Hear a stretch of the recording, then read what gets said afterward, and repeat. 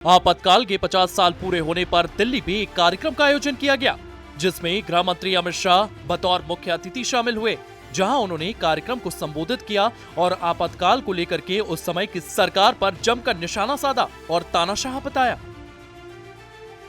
आपातकाल क्या था, इसकी व्याख्या कोई एक वाक्य में नहीं हो सकती।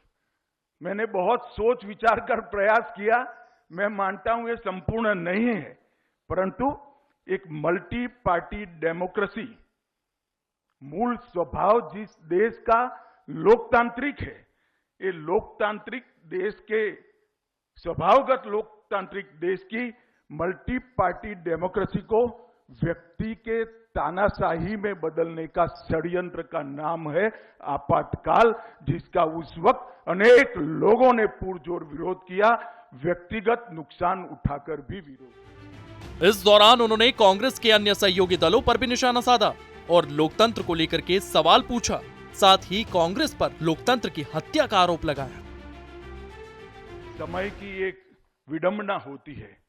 समय कई बार कई प्रकार के दोहरे चरित्रों को सरफेस पर ला देता है।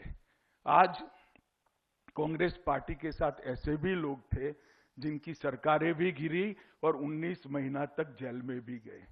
समाजवादी भी थे, डीएमके भी थी, कई सारे लोग ऐसे हैं जो आज बैठे हैं वहां पर और वो लोकतंत्र के सवाल उठा रहे हैं। मैं कांग्रेस से ज्यादा उनको पूछना चाहता हूं कि आपको क्या अधिकार है भी लोकतंत्र के लिए सवाल उठाने का?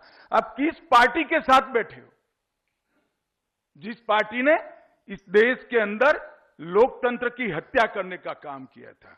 और संविधान का जो दुरुपयोग हुआ वो शायद एक दुस्वप्न की तरह भारत की डेमोक्रेसी को हमेशा तक याद रहेगा। कार्यक्रम को संबोधित करते हुए गृह मंत्री अमित शाह ने आपातकाल के दौरान उस समय की सरकारों पर एजेंसियों की ताकतों का दुरुपयोग का भी आरोप लगाया और इस घटना की याद में संविधान हत्या दिवस मनाने की बात कही।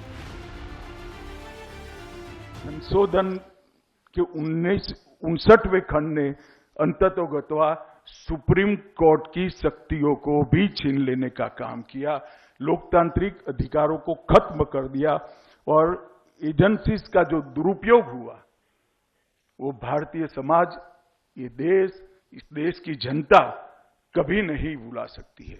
इसीलिए नरेंद्र मोदी सरकार ने एक निर्णय किया है कि हम संविधान हत्या दिन मनाएंगे, क्योंकि ये समग्र राष्ट्र की चिर स्मृति में रहना चाहिए कि जब लोकतांत्रिक तरीके से चुनकर कोई व्यक्ति तानाशाह बनता है तब देश को कैसे दुष्परिणाम भोगने पड़ते हैं। गौरतलब है कि आपातकाल के 50 साल पूरे होने पर बीजेपी पूरे देश में कार्यक्रम का आयोजन कर रही है और संविधान हत्या दिवस के रूप में उसे मना रही है, जिससे लोगों के बीच आपातकाल के काले इतिहास और उस समय की सरकार की छवि उजागर हो सके। ब्यूरो रिपोर्ट, सूर्या समाचार।